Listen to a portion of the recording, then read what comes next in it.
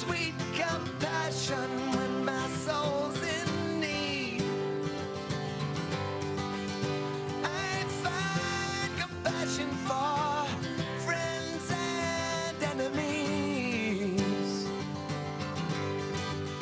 My own compassion is where my spirit breathes.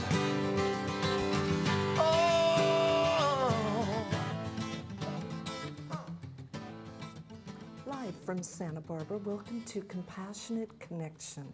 I'm your hostess, GiGi Amour.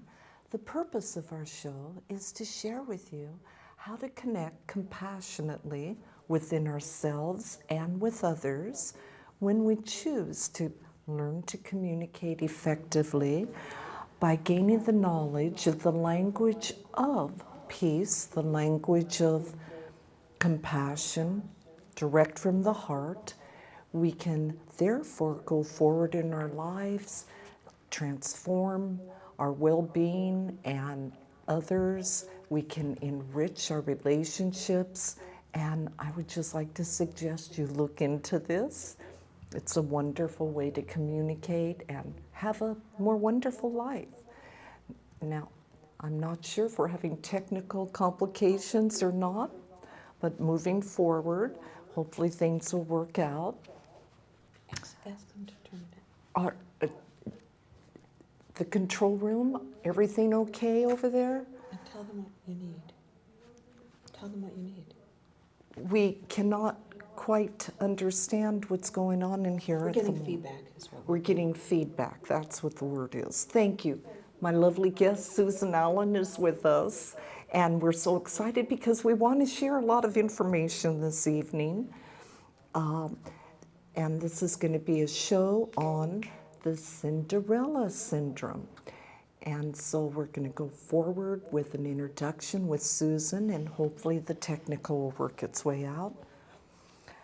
Susan Allan is America's leading marriage and divorce coach and the founder of the Marriage Forum. Susan is the author of 3 books, and Susan is also a certified mediator and has created the Heartspace system and the 6-part conversation that allows us to create peaceful and cooperative conversations with everyone in every situation, even during separation and divorce.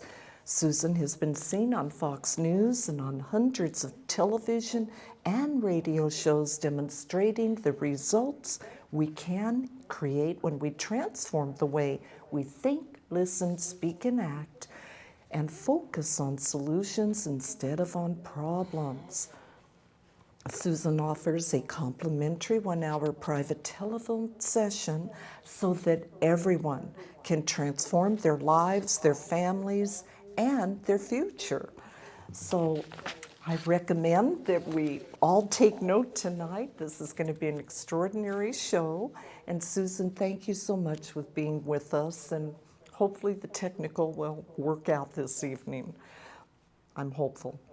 Now, I'd like to say to our viewers that we have all heard tales of Cinderella, who has been treated bad by her wicked stepmother and her stepsisters, and how she grows up to be a beautiful woman. And then the fairy tale continues and she marries a prince. In the fairy tale, we do not hear about the real life challenges that she would face in the future. And we don't see them actually living happily ever after, do we? We just assume that it's true. And so in tonight's show, Susan will explain how to wean ourselves of this fantasy so that we have the satisfying lives that we all really do want. And so Susan, going forward with this, I would really appreciate if you'd share with us, how would you describe Cinderella? Well, first we need either Fred or Tyler to turn off the sound on the monitor here. Because, you know, you're reading, but I actually have to come up with these answers. So we need a little technical support in the studio.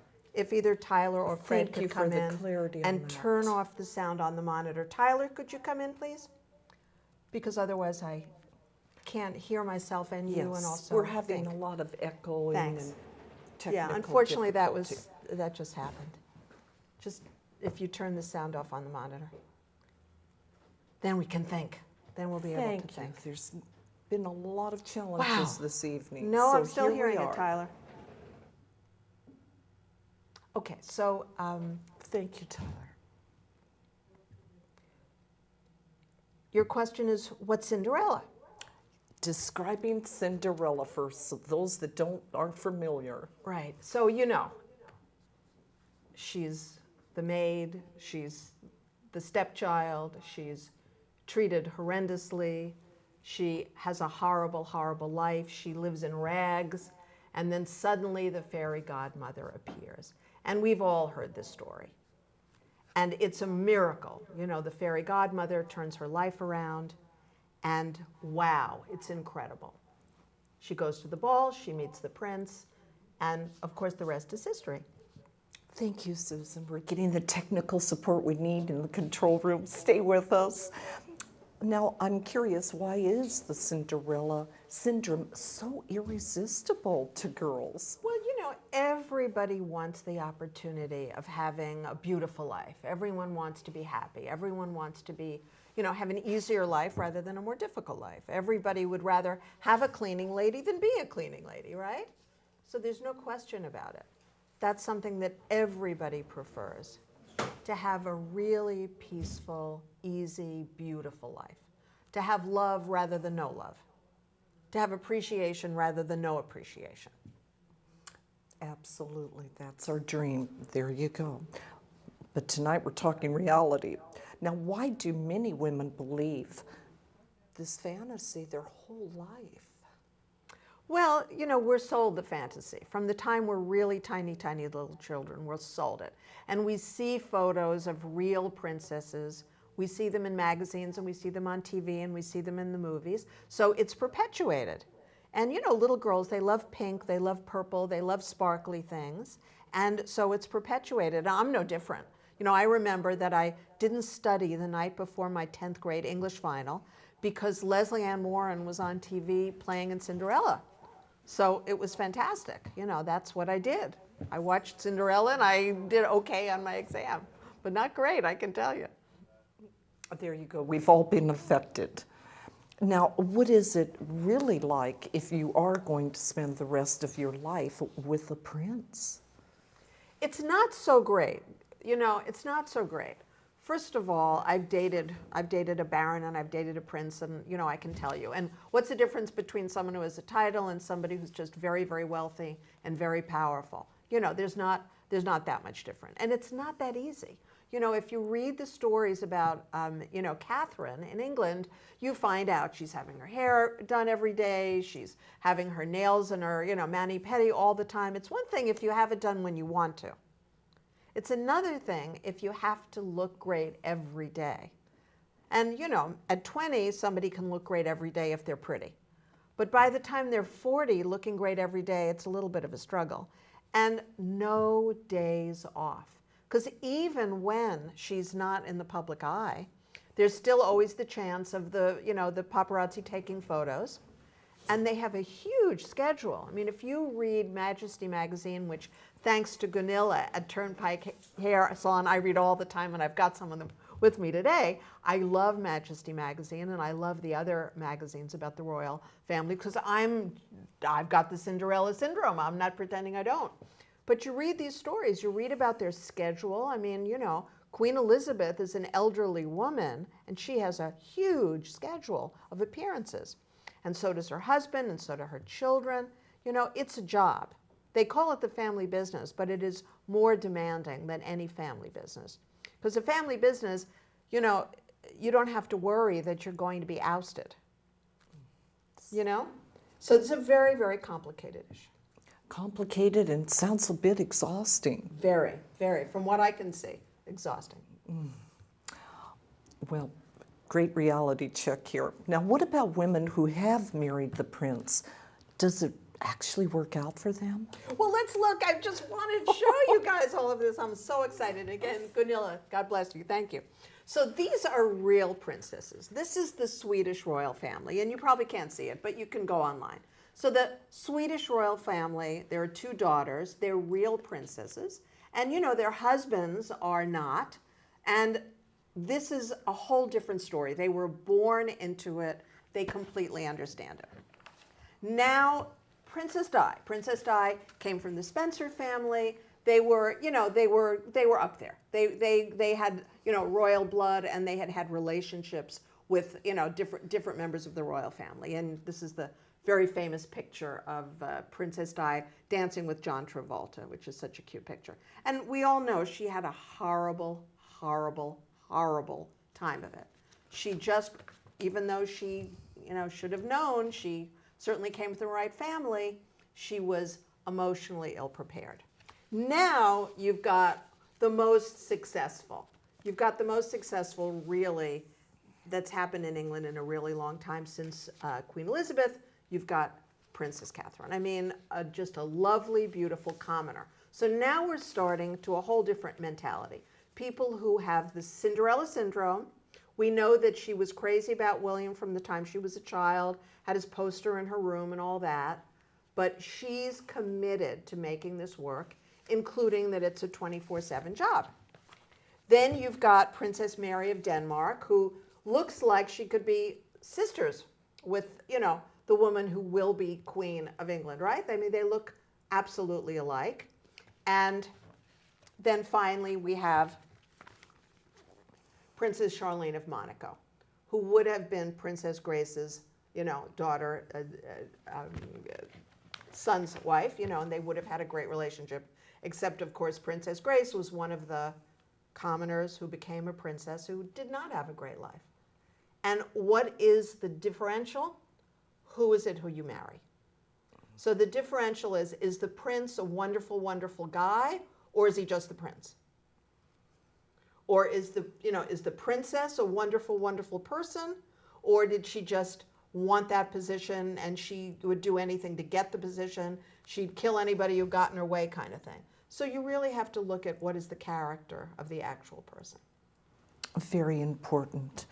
Well, I love that you had pictures so we can put faces on the people that we're referring to at this point in time. That was really I love this. great. Yes. Yeah, 1,000 words in each one of those. Well, I'm curious, how do we, let's say, as parents and grandparents, rewrite that Cinderella story so that little girls really don't have the same challenges as those who have, let's say, blindly believed in this fantasy? Well, you know, it's character. So if you know, raise your children and your grandchildren to value what's real and what's important in addition to what's aesthetic, because I'm not saying that superficial is wrong or bad, it isn't. I'm just saying that superficial is part of it. It's the surface, it's the facade. So you need the facade to look great, and you need the internal to look great. You know, this is about whole brain thinking. That's all I'm ever talking about. So people have to be kind and pretty and smart and hardworking and decent and considerate and compassionate and ambitious and all of it. You know, that's really, you want to raise your children to be everything. Absolutely. And the best they can be in every field of that, of course. Yeah. A lot of encouragement out there. Thank you, Susan. So are you suggesting that even when the other influences on children, such as the extreme violence of computer games and the television and films, that we can create peaceful, rational youth, adults, both young women and young men? Yes, of course. You know, we think that the computer is such a, you know, a terrible, terrible challenge because of computer games now, but certainly children have had problems, you know, and temptations for hundreds of years. You know, this is not thousands of years. This is not something new. And in fact, our culture is less violent now than it used to be, because certainly if you think of the time of the Knights of the Round Table, the guys were all soldiers, right? And as soon as the king wanted to fight with somebody, then all the farmers had to, you know, he grabbed all the farmers and, you know, stuck weapons in their hands if he needed it. So, the time we live in now, at least we don't have a draft. We have people who want to be soldiers and volunteer to be soldiers, and then the rest of us are, to some extent, left in peace in spite of the horrors of these murders in schools and universities, which is an unspeakable horror. We have to face the fact that compared to how many people used to die because of all the wars we had, World War I and World War II and the Korean War and the Vietnamese War, this is minimal. We have to look at it that way. So raising your children to appreciate what's real is the solution. Thank you. And we're all for peace, that's for sure.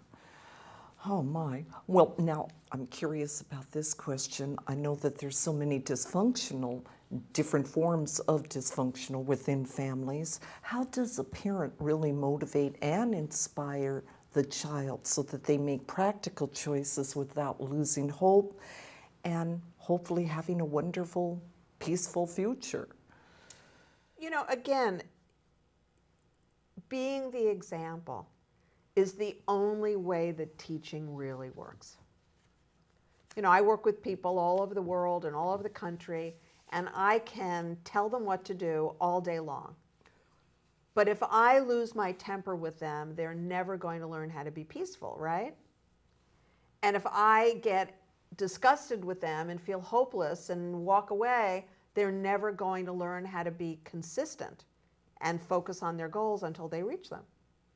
And if I am doing all sorts of normal behaviors, things that everybody does, I'm still not going to be able to model for them the enlightened behavior that I'm looking for, which means that I have to really be, on it all the time. Maybe not 24/7 like the princesses, but, I have to really be functional and really be present, no matter what you guys do to me on the phone. So I have to be sure that I'm really demonstrating, walking the walk and talking the talk.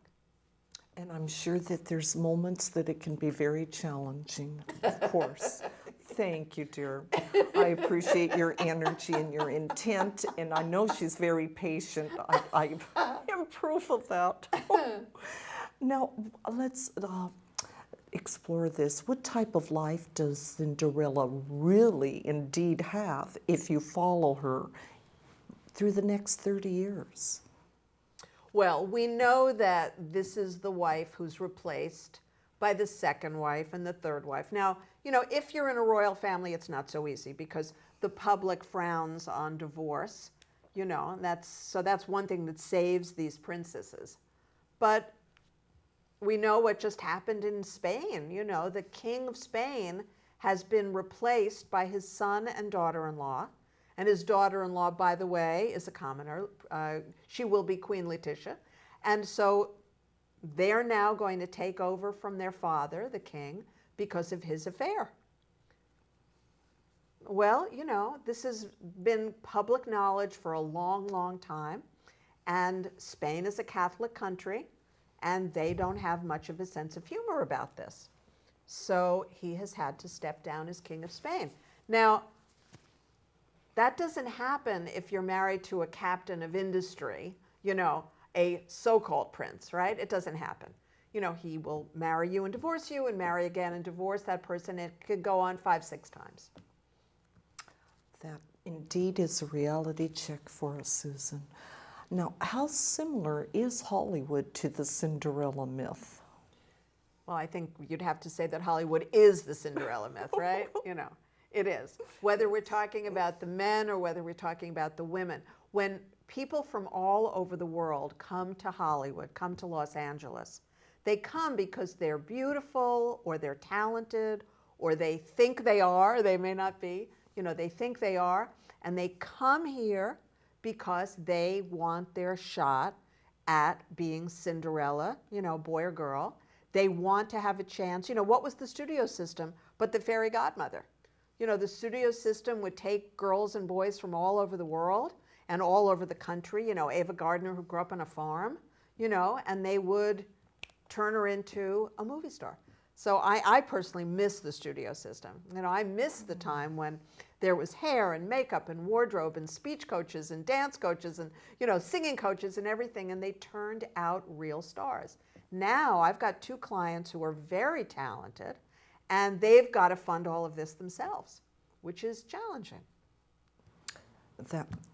Well, there we go. The Hollywood, let's go to Hollywood and make all of our dreams come true, right? That's right. Now, I know that are there parts of our culture, I'm going to ask you this question, that really harm young girls and force them to believe these fantasies?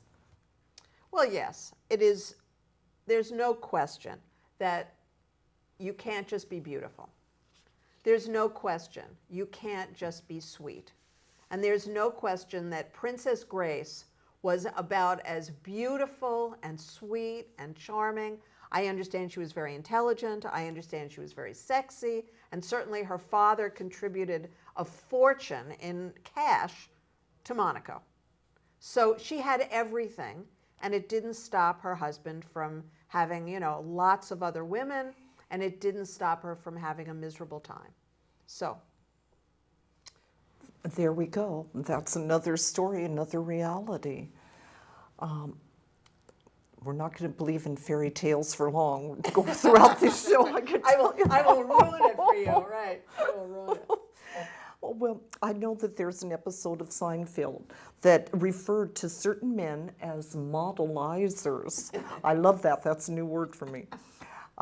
It's to increase their own self-respect and the respect from others who, let's say, they would only date models.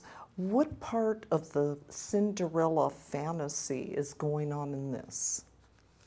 Well, it is the Cinderella fantasy. You know, whether it's a guy who wants to date a princess or a woman who wants to date a prince, it's still the same fantasy. And you were a model, and I dated a lot of models, and I dated a lot of actors, and I dated a lot of other very wealthy guys who, except for me, only dated models or actresses. So, I mean, you and I, we were in that world. And it's not real. You know, it isn't real. Now, the solution is not to be ugly. That's not the solution. The solution is to be as beautiful inside as you are outside, which GiGi certainly is, and to make sure that the people that you're in a relationship with have that value system. That's the tricky part. That's the tricky part. and that's the part that I try to focus on. What's alive inside of that person, regardless of the surface. Yeah. Thank you, Susan. Well, so isn't it normal for a woman to be attracted to a man that's handsome and wealthy and successful, the old tall, dark, and handsome type of guy? And I used to add sexy and successful. That was my mantra, you know, that was it. So yeah, but that doesn't mean that you want to look for someone who isn't attractive to you. Of course not. But that doesn't mean that the people that are attractive to you have to be these, you know, these 5 qualities and the same degree of each quality, you know. There are certainly in the men that I've dated, you know, there are guys who are, you know, drop dead gorgeous, you know, guys driving the car and I'm the passenger, and we stop at a gas station Labor Day weekend in Pennsylvania, and a woman drives off the freeway into the side of his car because he's standing next to his car and he's so beautiful. Truly, this really happened to me. And on 2 other occasions, I was with really gorgeous guys, and the waitresses, 2 different guys, and the waitresses had full trays of, you know, glasses and plates and knives and forks and stuff, and they looked at my dates, and they went into some sort of state, and each of these women, they dropped the entire tray on the floor right in front of my date. So 2 different times this happened. So yeah, but that's not what was interesting to me. That was part of it.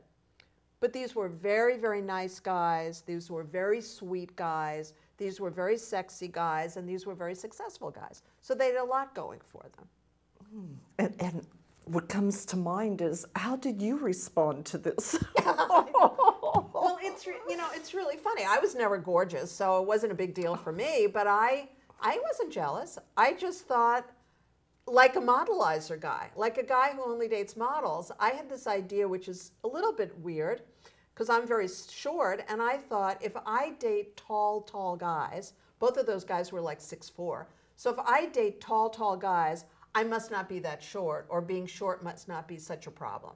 So that's how I compensated. Where a lot of women who feel really short, they just date guys who were short, so they don't have that issue. It was just really funny. All those years, I had a funny, different way of approaching it. Well, it sounds like you handled it quite well. It was, it's hilarious. When you think back on these things, it's very, very funny. I understand. Now, let's say, I know, Susan, that you grew up in an environment where it was the goal for every girl to live that Cinderella story, and so many of them did, as so their daughters did as well. You could talk all night. What, I could. What did you learn from them about this? Well, I learned I didn't want any part of it. That's what I learned. I learned I'm not interested. Nobody's going to, put me in a box, and I'm not going to have to be, on display, 24/7. I couldn't do it. Maybe if I had more physical energy and stamina, I could. But I just don't have that kind of energy. I can be on for a couple of hours for the show, and then I have to be off. So that's, I'm not blaming anybody else. I'm just saying my ability. So what I learned is it was too much work.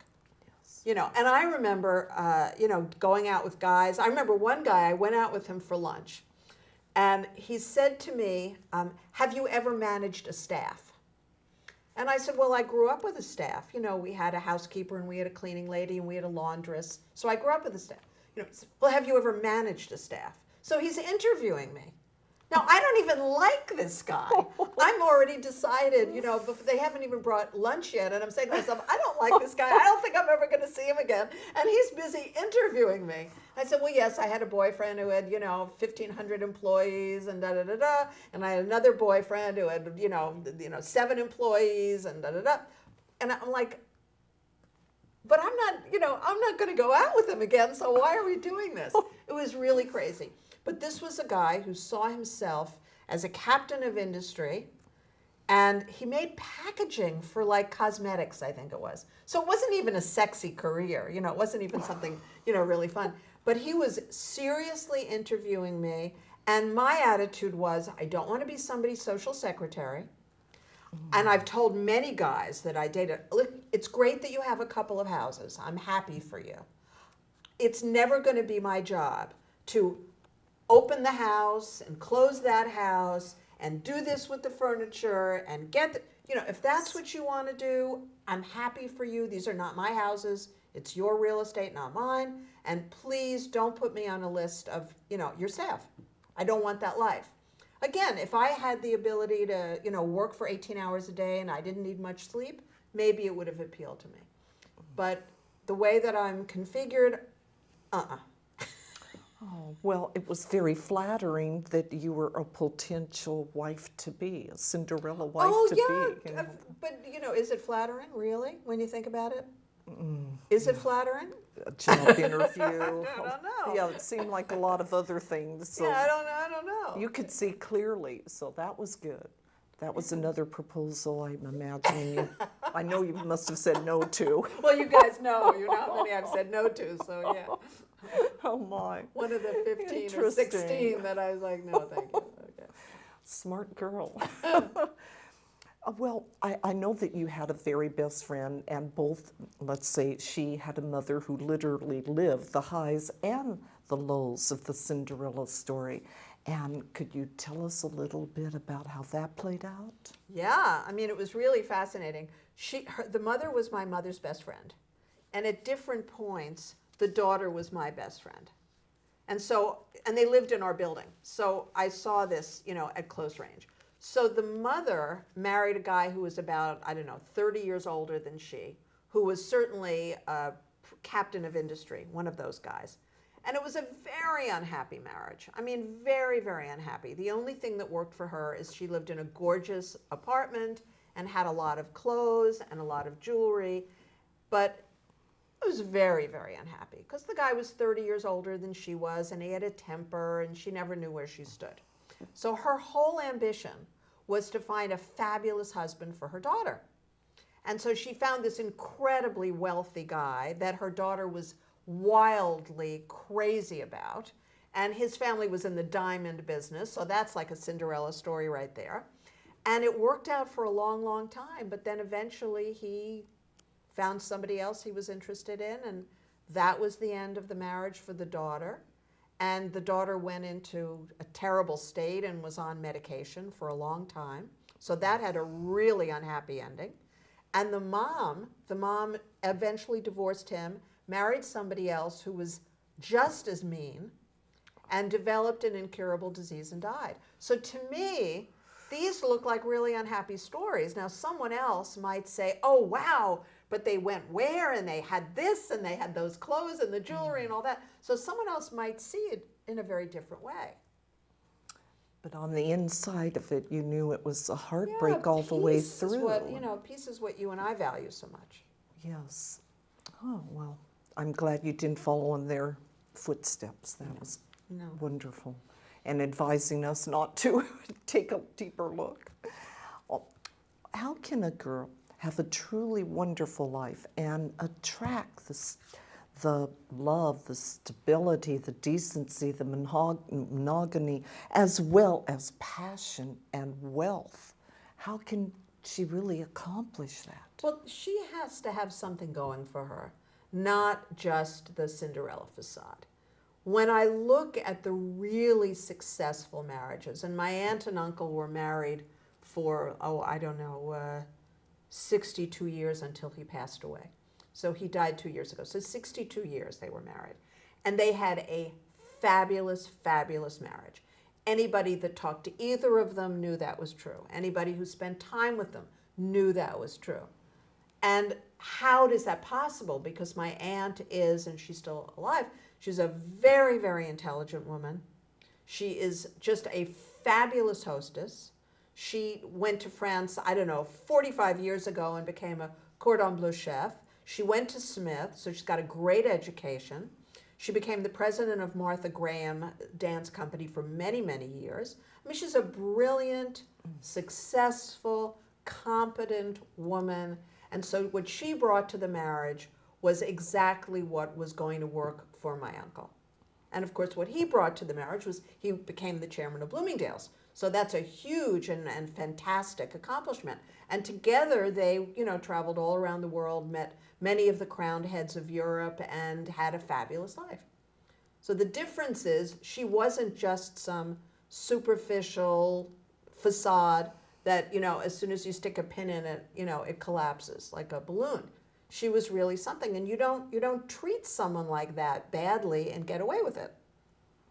If she'd been married to someone who treated her badly, she would have moved on and found a different life. And that's where character comes in. Guy, that's a nice story to hear. I really appreciate that. Yeah. But Now, it's unique. That's the It's issue very, right there. very unusual, because I know a lot of people who you think that's what they have when you look on the outside, but in fact they don't. Well, I think we'd all love to have that. I mean, it sounds like a romantic dance, and it was just a lovely experience. Yeah, they had a fabulous, fabulous life. Okay, it's possible. Now, are there pitfalls to marrying a man, or let's say for the wife, even, now wait a minute, let me get this question right. Are there pitfalls to marrying a dream man for the wife, and even, let's say, for her husband? Yes, because it's a huge thing to live up to. It's huge for a man to live up to being on a pedestal, just as it is huge for a woman to live up to that.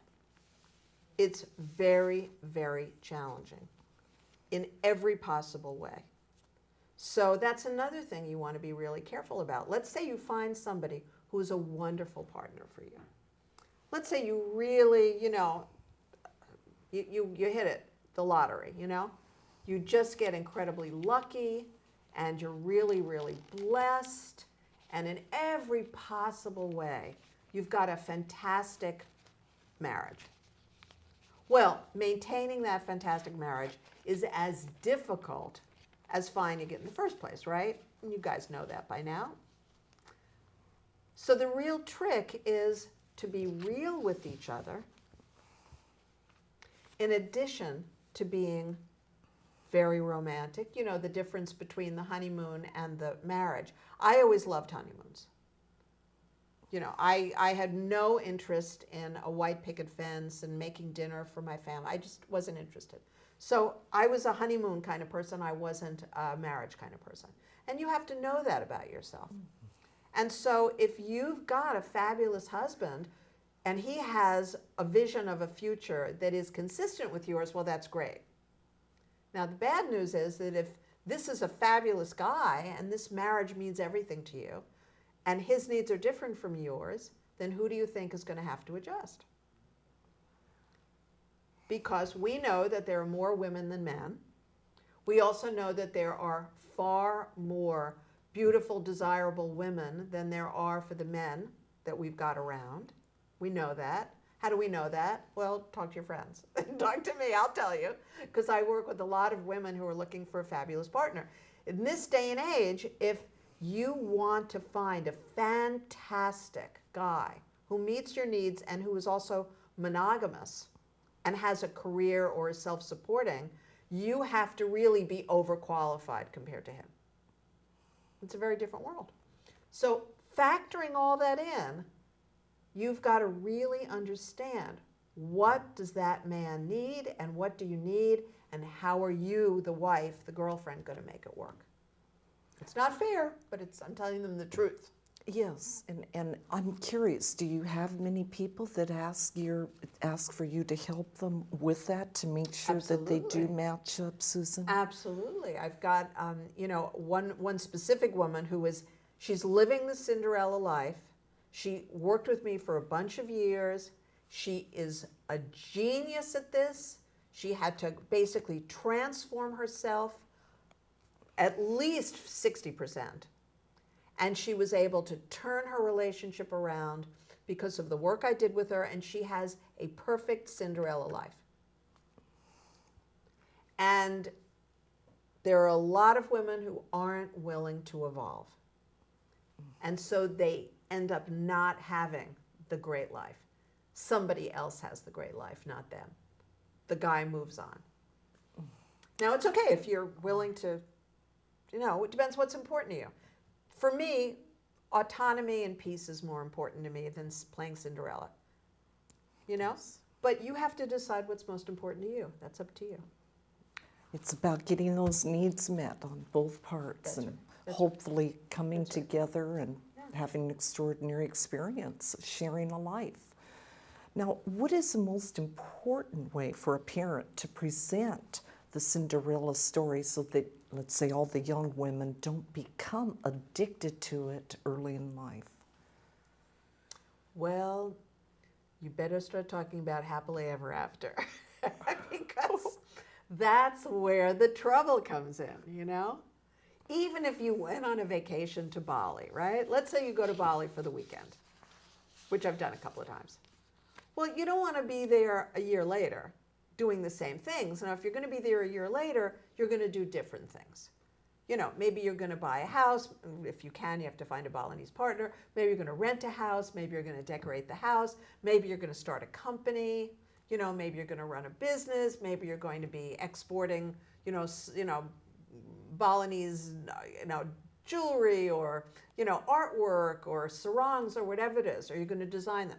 But you're not going to just be, drinking and snorkeling and going to clubs for a whole year, right? It's fun for 3 days. It's not fun for 365 days. So that's the real key. What is a real need for the long run? Do you have them? And does this potential partner of yours share those? Because you've got to decide you're going to grow together. You cannot assume that your partner is going to make those decisions. Boy, that's very well said once again, Susan.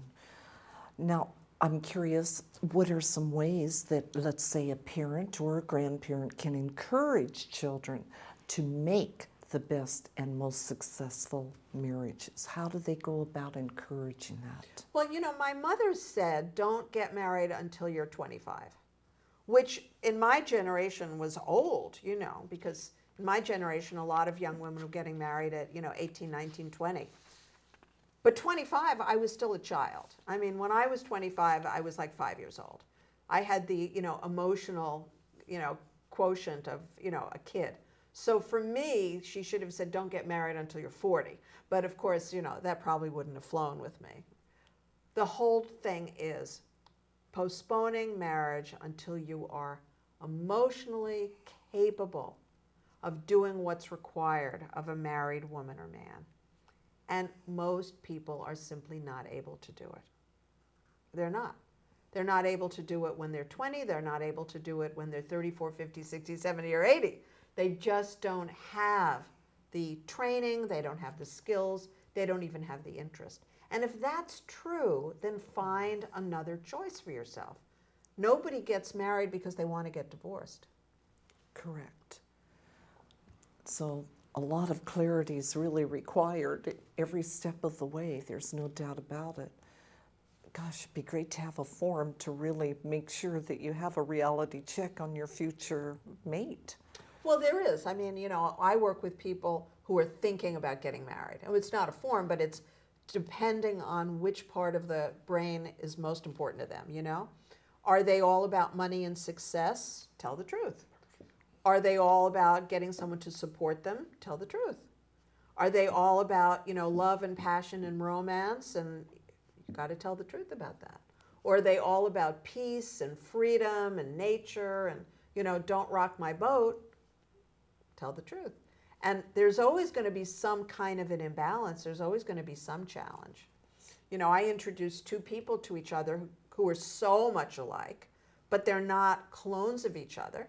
So the so much alike isn't a challenge, but the areas where they're not so much alike, that's a challenge. So they're working it out.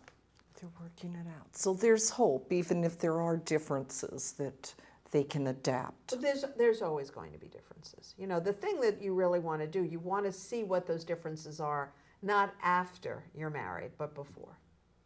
And getting to the truth of things before, so there's no deception. Yeah, exactly. Like the Cinderella story. Yes, exactly.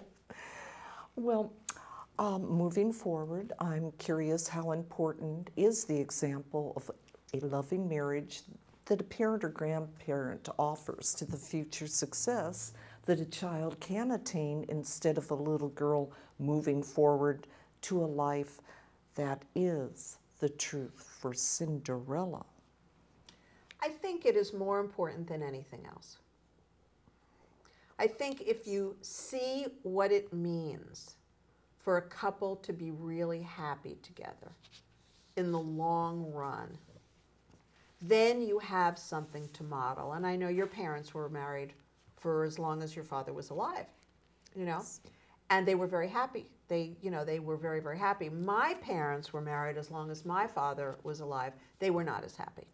So I didn't see that. I saw a level of commitment to stay married, but I didn't see the same,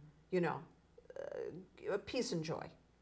And so it's a really, really, really important thing. You can't fake it. You can't pretend you've seen it.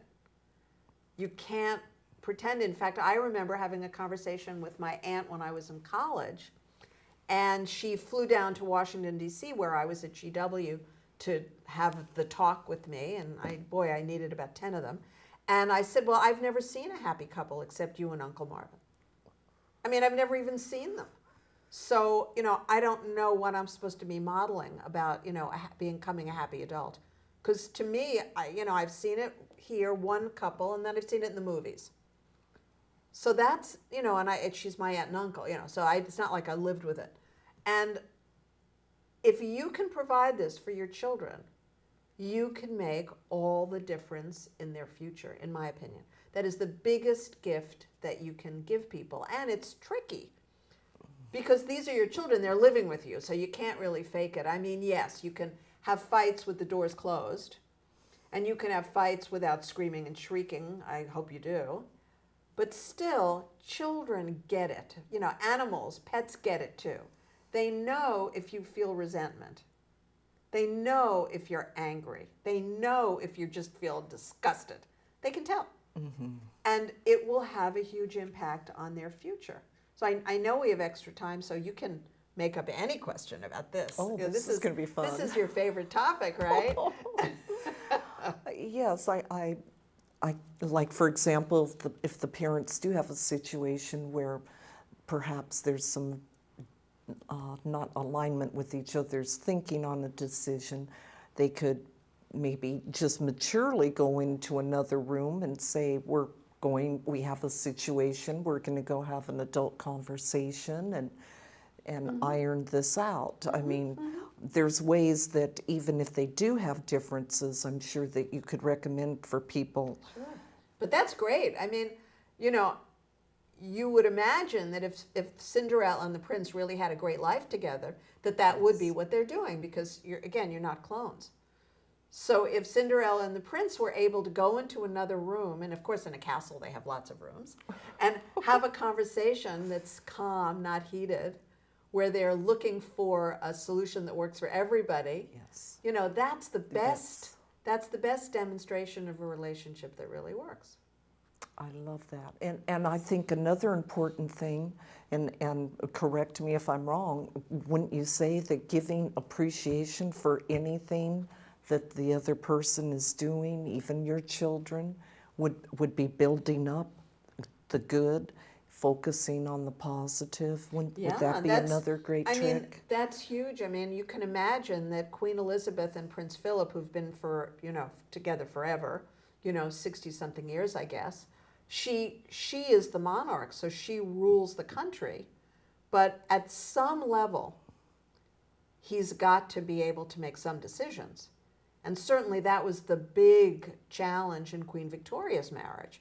That when Queen Victoria, I don't know if you saw the movie Young Queen Victoria, but it was brilliant because you could actually see how her, Albert, who was the consort and was never the king, how he little by little generated more trust and had more respect and had more to do.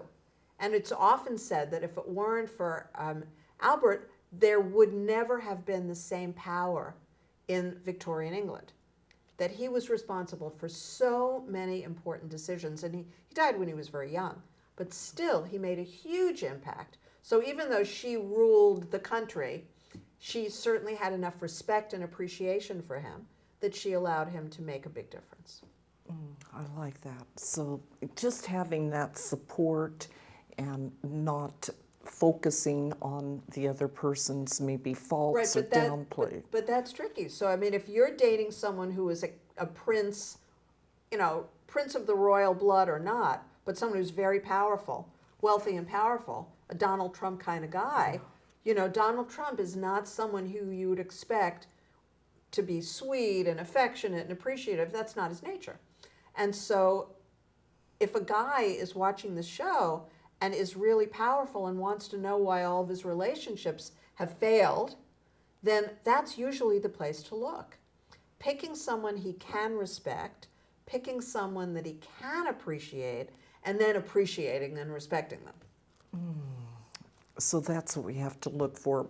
That would be challenging, the powerful ones. And you think, well, sometimes you don't want to get involved with somebody too powerful. You don't want to set yourself up for failure. Yeah, so, but you have to know yourself. I mean, I'm an only child, and I never had to negotiate with siblings for anything. And the idea, I mean, I had to negotiate with my family or with teachers or whatever, and with the world, but not with a sibling. So the idea that I would marry someone and then together we'd have to make a decision about how I spent my money, forget it. I mean, really. Forget it. And in my first marriage, I wanted to go to Tahiti on our honeymoon, and I had the money. But my first husband pointed out to me that we were doing business in Asia, and if we go to the South Pacific, then it's like we can't do any business. And it was true, but I always thought to myself, one thing, it's like I can't believe that one thing, I wasn't asking him to pay for the honeymoon, I paid for it. It was just like one thing. I can't believe it. So we went to Thailand for our honeymoon and it was fine. But I always thought to myself, this is what it's going to be like. Which to me, being as independent as I am, was like a nightmare to even imagine. Yeah. And you know me, I'll compromise. But I'll compromise if it makes sense for both of us. I don't want to compromise if it just makes sense for you. That's not compromise. And of course, if you do play that game, somebody's going to be going in another direction, regardless if they verbalize it or not. Yeah, it was just an interesting twist. An interesting twist. So it's really hard for a lot of people to compromise, and they don't realize it until now they're stuck as a co-parent. The worst thing about marrying a prince is, let's face it, in the olden days, if you were ousted from your marriage, you left your children behind. So when Princess Di was ousted from her marriage, and Andrew's wife as well, their children are in the monarchy. They're in the English royal family. That's where their children remained. And the same thing is true in a lot of the Muslim countries. So a lot of American women and European women who've married guys who are Muslims, who live in, Saudi Arabia, etc., were appalled and shocked to learn that if they wanted a divorce, they were going to be leaving without their children, because that's the law there. And so you need to know what you're doing. And it is true, if somebody's really wealthy and really powerful, I can tell you, they win most of the custody battles. Why? Because they can afford the best attorneys, and they can afford to stay in court for years, and they will exhaust you. They will exhaust you. So think about it first. So it's not only who you're marrying, it's who you're bringing into the family as well, to consider the dynamics. Yeah. When you marry somebody who's very wealthy and very powerful, and you have a child with that person, the idea is, oh, I'll get a lot of alimony. A lot of women say that to me. Oh, but I'll get a lot of alimony. Well, you may get a lot of alimony. You may not. You don't know. But what's really true is you might be the mother of a 1-year-old child who you now see 6 months a year. Because there are some judges who don't even consider the welfare of the child. Judges are not King Solomon. And there are a lot of women I've worked with who've had this kind of problem. Very young children. The fathers or the husbands are very powerful and very wealthy, and they want their children. And they want to get even with their wives. They are resentful of their wives for one reason or another, or the mother of their children. And I've had to teach these women how to motivate and inspire these guys in the most difficult and painful experience. Because what could be more painful than a mother having to look at seeing her child half of the time, particularly a young child? It's devastating. And frankly, it's not anything I would tolerate. I preferred, I'm not doing it. If that's what it looks like to me, count me out. But that's because I'm able to see things before they happen. I'm pretty good. I have a habit of looking, down the road a little bit.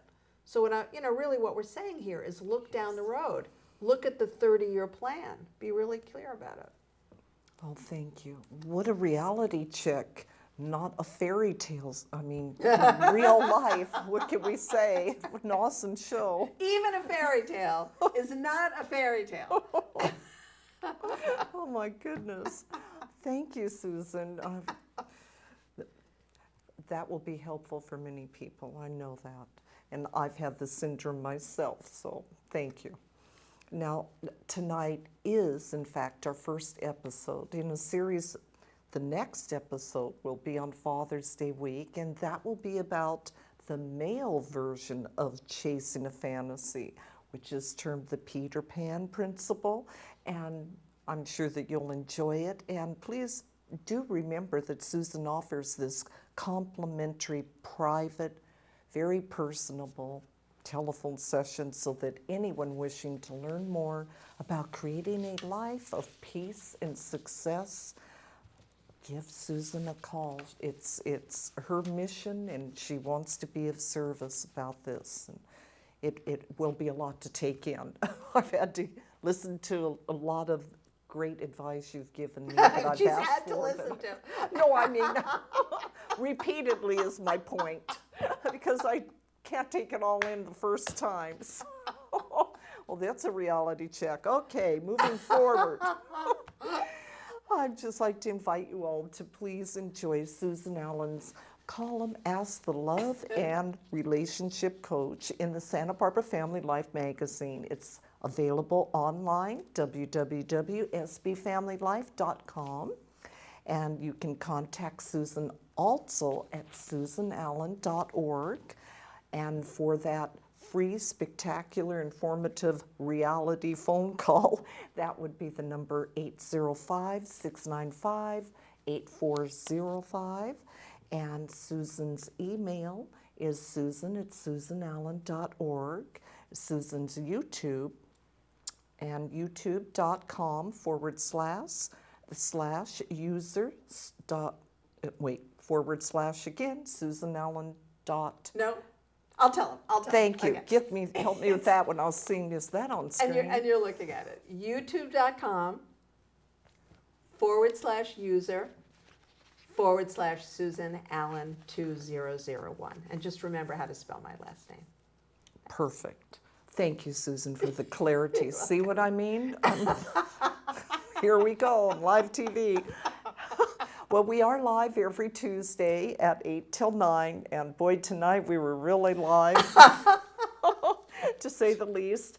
We have re-airing times throughout the week. I know for sure Saturdays at 8 a.m., Thursdays here at 3 in the afternoon, and Fridays at 7 a.m. And of course, the studio surprises us with other times. And we are, this show, The Compassionate Connection, joyfully, happily in our 9th year. Actually, I think we just hit that number this week. And so that's surprising. It's divinely driven, believe me. Now, we do appreciate hearing from you, and the emails and phone calls. Thank you all so much. I am so joyful for that. And if you do have some questions, challenges, concerns, you'd like to get a hold of some of my wonderful guests, please contact me, GiGi Amour at Cox.net, or a phone call even, 805-698-8233. You can go to our website, compassionateconnection.tv, and you'll be able to bring up somebody with a lot of information. Now, next week, we'll have Dr. Joe will be with us. He is a healer. And I can tell our time is running out, but I would sure like to give a special thank you to our sponsor, Salon D, Debbie. Thank you for making me presentable like a princess tonight. I appreciate it so much. And here at the studio, thank you, Matt, for keeping it going. And Mark, what a joy you are each and every year. So many that have helped us throughout the years in our TV family right here. Our director, Fred Winter. Thank you, Fred, for putting up with me. You're awesome. And thank you, Tyler. Good night. Thank you for viewing with us. Sweet